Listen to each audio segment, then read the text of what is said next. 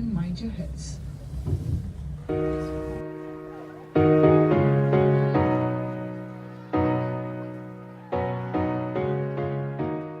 Good morning from Copenhagen again. It's our second day here and we're just going to take the metro to go to see Rosenborg.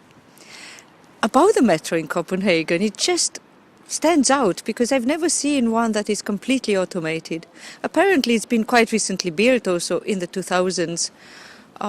Also, I wanted to tell you, when I vlog about a place, I don't only show touristic spots, history, galleries, museums, as you might have noticed if you followed some of my travel vlogs. I also want to give you a feeling about the place I'm visiting, because to me that's the most important. Besides what I can visit that everybody is attracted to, how does that city feel like? And in Copenhagen, the local bakeries, the local metro, bicycles, the sense for art and aesthetics, those are what make the city be unique in itself. We've just arrived at Norrapur metro station. It's the first place where 3 years ago I was completely impressed by the sheer number of bicycles parked here. Remember how I told you yesterday I love Danish bread and cheese? But there we are in a bakery, and these places open at around 4 a.m. we've just been told. So if you think bakeries, do not think Paris necessarily, think Copenhagen. So just take a look at the different types of bread. From buns to loaves. And they will even make you a sandwich with butter and cheese or other ingredients you want. Huge sweet pieces of patisserie, most probably to share. And all sorts of cakes and other sweets.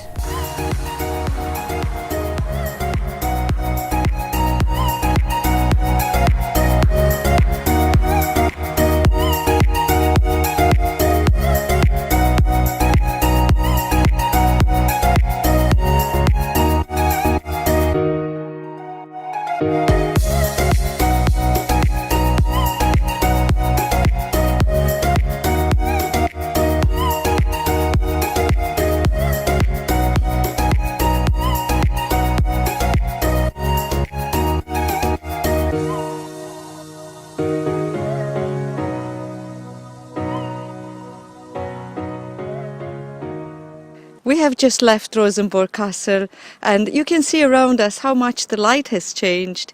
Now the skies are overcast, which is very usual for Copenhagen and Denmark in general.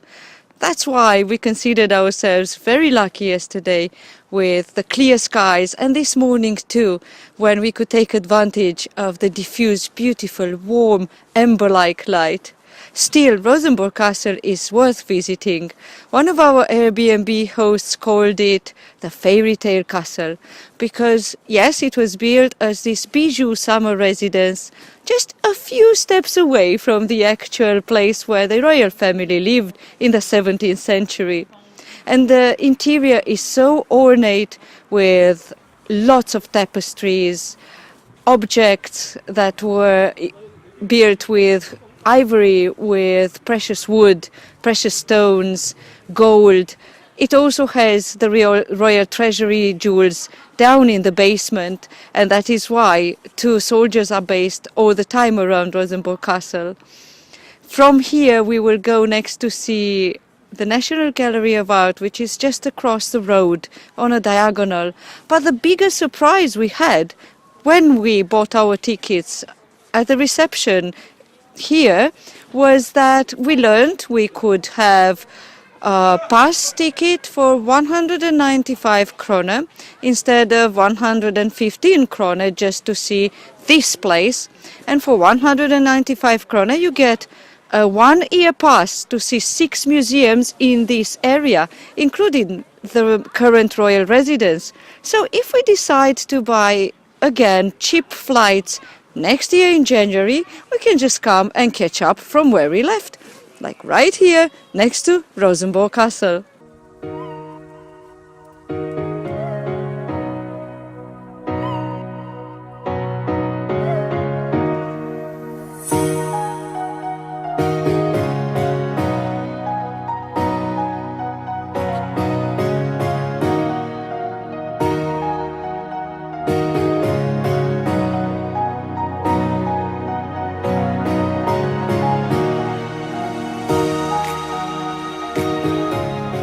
Look, Adrian, yellow roses, my favorite.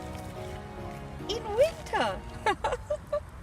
Even with the skies overcast, we've noticed that they retain these shades of blue, which we don't usually get in the UK, where all the cloudy skies are usually grey. And Adrian keeps saying that that is probably and possibly and most certainly because of the quality of the light here. And that's what I think gives Danish people this sense of aesthetics, because everywhere you move in the city, every spot, there's something artistic, there's something creative, there's a painting or a sculpture or something like that. Anyway, now to conclude our day, we're going to go in the National Gallery, which we recommend just visit for yourselves and get your own sense of Scandinavian art.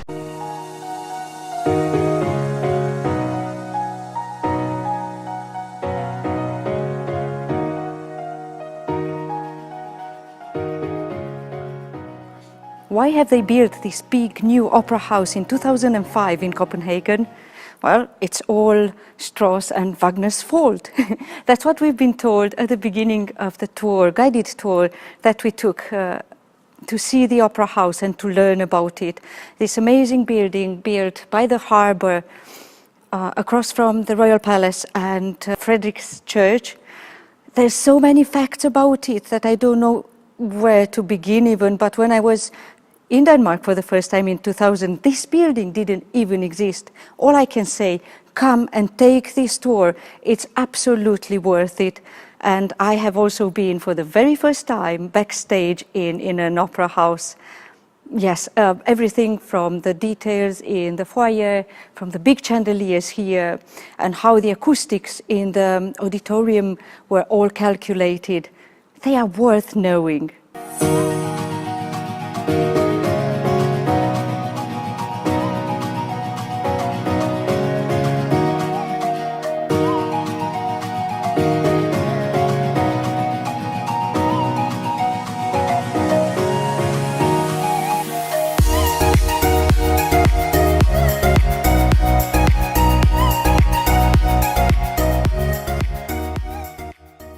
It's the third and last day for us in Copenhagen this time, and now the weather changed. We don't have it so much on our side again, so it's all rainy and grey skies, just like in the UK. But still, there is something to do even on a Monday when all the museums are shut and when the weather is just like I remember it from the first time I've been here in 2000 as a student.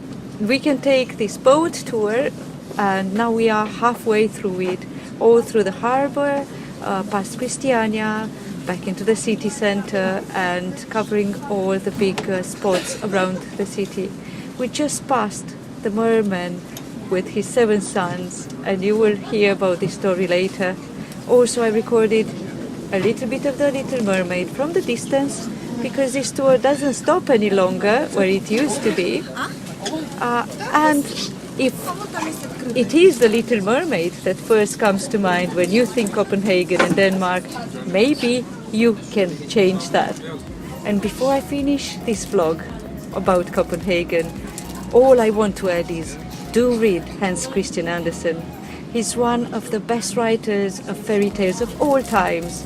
And yes, the Little Mermaid is just his most known one, but it's not necessarily his most complex or most beautiful one. And I have been knowing his fairy tales and stories since I was a child. And yes, maybe that is why I had an early fascination about Denmark and Copenhagen. So yes, Hans Christian Andersen, but do not reduce Copenhagen to the Little Mermaid. See you next time. Ciao!